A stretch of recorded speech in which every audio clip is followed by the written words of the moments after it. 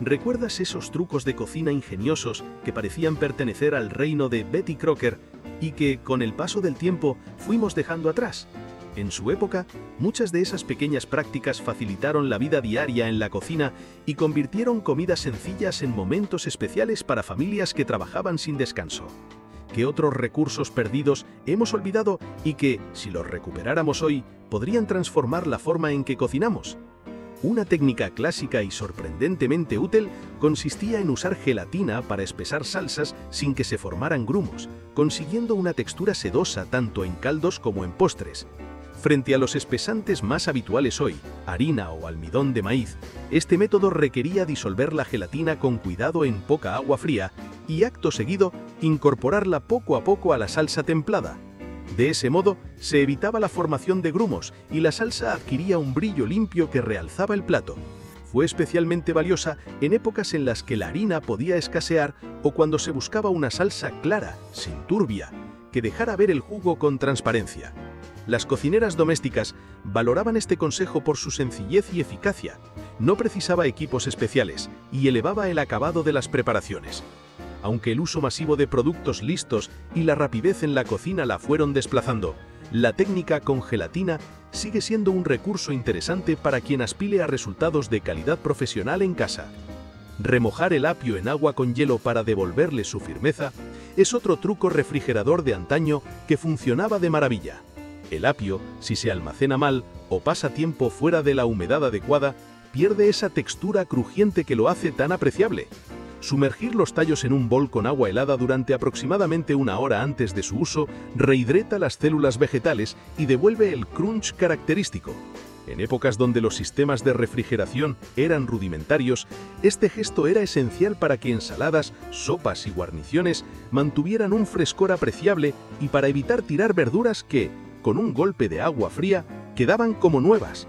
Hoy en día, recuperar ese hábito supone ahorrar dinero y devolver ese punto de textura a platos que sin él quedan mediocres. Conservar las sobras en tarros de cristal forrados fue otra solución práctica que se usaba antes de que los envases herméticos y el plástico fuesen ubicuos. La idea era forrar ligeramente el interior de un frasco con papel encerado o papel de horno para crear una barrera que impidiera la pérdida de humedad y evitara que la comida adquiriera olores de la nevera. Además, una pequeña capa interior reducía la condensación en la superficie, una de las causas habituales del deterioro prematuro, y ayudaba a que las sobras no se resecaran. Durante periodos de racionamiento o dificultades económicas, este tipo de técnica permitía que los alimentos tuvieran una segunda vida, sin recurrir a recipientes especiales. Además, era una solución más sostenible que el desecho precoz. Hoy, con plástico por todos lados, esta alternativa elegante y baja en residuos suele pasarse por alto, aunque merece recuperarse por razones prácticas y estéticas. Si el azúcar moreno se endurecía, había un remedio casero infalible: colocar una rebanada de pan fresco dentro del recipiente con el azúcar, cerrarlo herméticamente y dejarlo al menos un día o dos. La humedad del pan se transfirió gradualmente al azúcar, ablandándolo sin afectar su perfil de sabor. Este método era especialmente valioso en épocas donde nada podía desperdiciarse. En tiempos de racionamiento evitó tener que comprar un paquete nuevo. Hoy algunos recurren al microondas o adquieren productos comerciales para ablandar el azúcar, pero la rebanada de pan sigue siendo una solución casera completamente natural, gratuita y muy eficaz. Además, es un recordatorio de la paciencia e ingeniosidad que caracterizaban la cocina doméstica de antaño. Un giro curioso de la repostería fue emplear mayonesa en masas de bizcocho para conservar humedad cuando la mantequilla escaseaba o era cara. La mayonesa, compuesta principalmente de aceite y huevo, aporta grasa y estructura sin alterar el sabor de la manera que podría pensarse. Sustituir parte de la mantequilla por mayonesa en proporciones apropiadas daba como resultado tortas jugosas y tiernas, algo fundamental en hogares con recursos limitados. En su momento, fue una auténtica salvación para familias que querían seguir disfrutando de pasteles caseros sin gastar demasiado. Hoy en día, recuperar esta técnica puede servir para lograr bizcochos húmedos sin usar tanta mantequilla, y recuerda que muchos ingredientes cotidianos son sorprendentemente versátiles. Una táctica sencilla para devolver vida al pan pasado era envolver la pieza en un paño húmedo y calentarla unos minutos en el horno. El vapor creado por la humedad reblandecía la corteza y humectaba la miga, consiguiendo que el pan quedara apetecible otra vez para tostadas o bancadillos. Este truco, apreciado cuando el pan era un bien preciado, reducía el desperdicio y ofrecía una segunda oportunidad al alimento. Recuperarlo es una forma práctica de ahorrar y de reconectar con gestos de cocina que valoraban cada migaja. Para trabajar con mantequilla dura, envolverla en papel encerado resultaba de gran ayuda. El papel evitaba que la mantequilla absorbiera olores de la nevera y facilitaba cortar y porcionar trozos limpios sin mancharse las manos.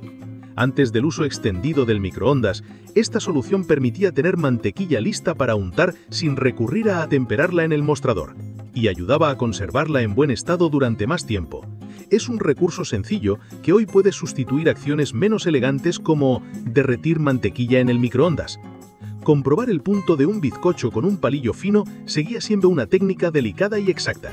Si al pinchar el centro el palillo salía limpio o con solo migas húmedas, el bizcocho estaba hecho. Si aparecía masa cruda, había que prolongar la cocción. Era una prueba que no dañaba la superficie del pastel y evitaba agujeros antiestéticos en la corteza. Además, exigía tacto y atención, reflejos de la cocina cuidadosa de antaño. Hoy muchos la siguen usando, aunque con menos conciencia de su intención original, como prueba más precisa que improvisada. Para lograr puré de patatas ligero y esponjoso, la costumbre era añadir la leche caliente poco a poco y mezclar con suavidad.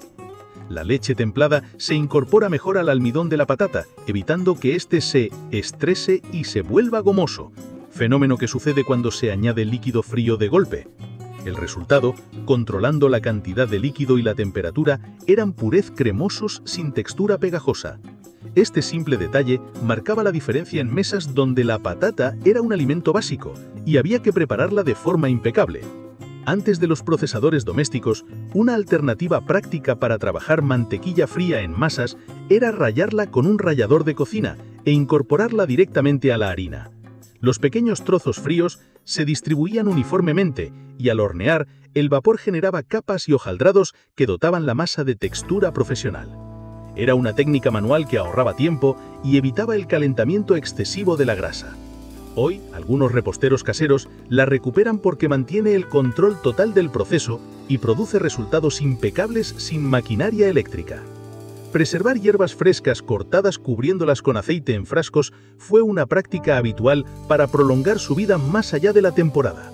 Llenar un bote con hojas finas de perejil, tomillo o romero y cubrirlas completamente con aceite permitía conservar los aromas y disponer de un condimento aromático durante meses.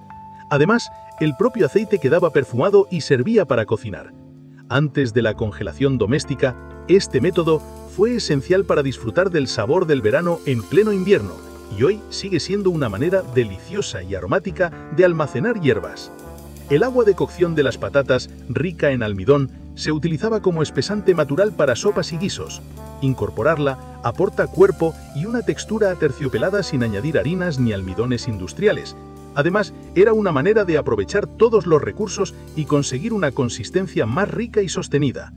En épocas de escasez, este recurso gratuito mejoraba el resultado final de platos sencillos y nutritivos. Hacer jalea sin pectina comercial consistía en reducir el jugo de fruta a fuego lento hasta que la propia pectina natural y la evaporación dieran el punto de gel. Frutas con mayor contenido de pectina o combinar distintas frutas permitía obtener una mermelada firme sin comprar productos industriales. Era una tarea de paciencia y control térmico que hoy fascina a quienes buscan recuperar recetas artesanales y reducir el uso de aditivos. Si faltaba la mayonesa comprada, existían fórmulas caseras sencillas que emulaban su textura, batiendo yemas con un chorro de vinagre y aceite hasta emulsionar se lograba una crema perfecta para aliñar ensaladas o rellenar sándwiches. No era idéntica a la variante industrial, pero cumplía la función y permitía mantener platos familiares en tiempos de escasez. Ese tipo de remedios caseros demuestra cómo la creatividad en la despensa resolvía necesidades básicas. El papel encerado fue durante mucho tiempo el sustituto natural del film plástico. Se usaba para forrar moldes, separar capas de masa o envolver bocados para conservarlos. Su superficie antiadherente y su ligera transpirabilidad lo hacían ideal para tareas de repostería y para empaquetar alimentos sin crear condensación dañina. Reaprender su uso hoy aporta una alternativa ecológica y con encanto retro. Alargar carnes o rellenos con pan rallado remojado o cereales hidratados era una forma económica de obtener jugosidad y volumen. Era práctica habitual durante la posguerra y la depresión para alimentar más bocas sin renunciar al sabor. El pan o los copos, bien condimentados, integraban texturas y permitían porciones mayores con resultados sabrosos. Congelar leche en cubiteras para disponer de pequeñas porciones al añadir a cafés o recetas fue un truco de despensa muy útil. Esas porciones permiten dosificar sin desperdiciar y sin descongelar envases grandes. En cocinas con recursos limitados ayudó a estirar los productos lácteos. Si un fiambre o carne curada había quedado demasiado salado, remojarlo en agua fría durante varias horas ayudaba a extraer el exceso de sal, equilibrando el sabor sin arruinar la pieza. Fue un remedio casero muy apreciado en tiempos donde cualquier pieza de proteína debía aprovecharse. Mezclar mantequilla blanda con hierbas y especias, perejil, cebollino, ajo o pimentón, transformaba un acompañamiento en un condimento sofisticado de forma inmediata. Las mantequillas compuestas realzaban verduras, panes y carnes sin necesidad de salsas complejas. Usar galletas trituradas como sustituto del pan rallado en empanados o como cobertura dorada aportaba un toque crocante y salino que mejoraba cazuelas y gratinados. Era otra manera de reutilizar productos de despensa con sabor añadido. El disco de terracota humedecido dentro del recipiente del azúcar moreno, más refinado que la rebanada de pan, regulaba la humedad y mantenía la textura suelta del azúcar, un pequeño utensilio reutilizable típico de la cultura de aprovechamiento en la cocina casera. Separar huevos con una botella de plástico exprimida, apropiándote de la yema por succión, era un truco ingenioso en casa sin separadores. Rápido, limpio y eficaz. Perfecto para reposteros noveles o para cocinar con lo que se tiene a mano. Enjuagar la pasta cocida con agua fría para platos fríos detenía la cocción, eliminaba el almidón superficial y evitaba que los fideos se apelmazaran. Era la llave para que las ensaladas de pasta tuvieran hebras sueltas y textura agradable, ideal para comidas a temperatura ambiente. Un baño breve en agua salada devolvía vida a lechugas y hojas blandas. La sal ayudaba a rehidratar y a recuperar la firmeza, evitando que ensaladas se desperdiciaran. Era un truco de economía doméstica para garantizar crocancia en prensados y mesas sencillas.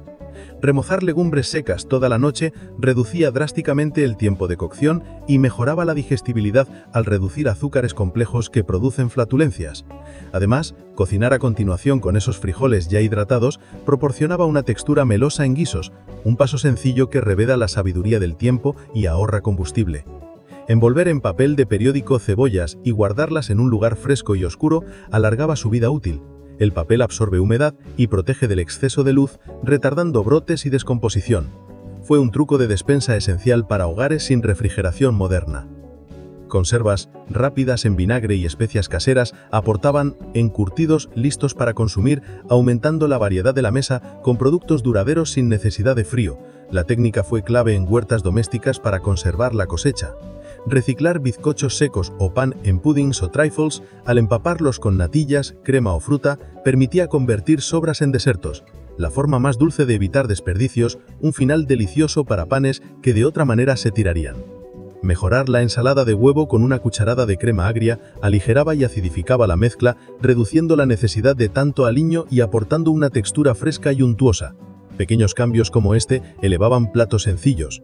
Las gelatinas por capas con fruta y nata coronaban mesas festivas, económicas, vistosas y personalizables, combinaban color y sabor en presentaciones que aún hoy resultan entrañables. Secar carne y pescado al aire libre, controlando humedad y circulación de aire, fue y sigue siendo una técnica de conservación vital en comunidades que dependen de la caza y la pesca. Dominarla implicaba entender el clima y las condiciones para un curado seguro. Reutilizar latas para guardar hilos, agujas y dedales fue una práctica corriente, recipientes resistentes y del tamaño adecuado que se convertían en cajas prácticas para el taller doméstico, un gesto de reciclaje y eficiencia. Esterilizar frascos de utensilios con agua hirviendo fue un procedimiento muy extendido. El calor mata bacterias y hongos, haciendo de envases reutilizados recipientes seguros para conservas y almacenaje. Una práctica imprescindible en la artesanía doméstica de conservas. Cocinar lentamente en ollas de barro era mucho más que moda. Las vasijas de arcilla mantienen el calor y concentran los jugos, volviendo ternos los cortes más duros y profundizando sabores de forma natural. Es la lentitud convertida en sabor. El uso de jugos o pencas de cactus como ablandador natural No es una fantasía. Algunas plantas contienen enzimas que degradan fibras musculares.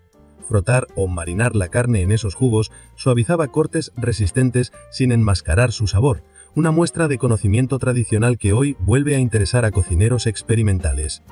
Las conservas en grasa, verter grasa caliente sobre trozos de carne para sellarlos al enfriarse, era un método para preservar proteína durante semanas, una técnica de supervivencia que combina conservación y sabor en una misma operación.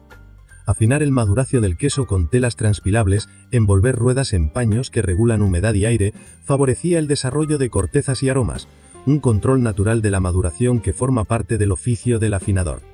Los mantequilleros con tapadera permitían tener la mantequilla a temperatura ambiente y protegida del polvo, pequeños objetos de mesa que unían utilidad y estética en la vida cotidiana de la cocina. Enterrar raíces y tubérculos en fosas durante el invierno aprovechaba la temperatura constante del subsuelo como una nevera natural, conservando provisiones sin electricidad y regulando la humedad para alargar su vida útil. Para cortar tartas con un acabado perfecto, tensar un hilo fino alrededor y tirar de él como si fuera una guillotina produce rebanadas limpias y uniformes, sin aplastar la miga, un truco de repostería que imita técnicas profesionales con recursos caseros. Mezclar bayas secas, frutos secos y semillas para crear raciones energéticas fue el antecedente de la mezcla de senderismo, alimentos de larga conservación, altos en calorías, fáciles de transportar y diseñados para dar fuerza durante jornadas prolongadas. Cocinar con piedras calientes, calentar piedras en el fuego y colocarlas dentro de recipientes para hervir o mantener un hervor permitía cocinar sin dañar ollas poco resistentes y ofrece un sabor mineral característico de técnicas ancestrales.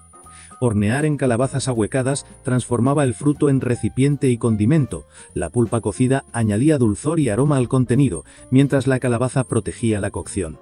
El uso de vejigas animales como envoltorios que imitaban un empaquetado al vacío fue una técnica de conservación antigua. Al eliminar el aire y sellar cuidadosamente, se prolongaba la vida del alimento, una práctica que exigía habilidad y limpieza para ser segura. Colocar papel aluminio sobre los bordes de una tarta para evitar que se doren en exceso es un gesto simple que evita problemas en rellenos húmedos y garantiza un horneado más uniforme. Enterrar provisiones en fosas cuidadosamente acondicionadas fue una vieja solución de almacenamiento que convertía la tierra en despensa, manteniendo temperatura y humedad estables para frutas y verduras durante periodos largos.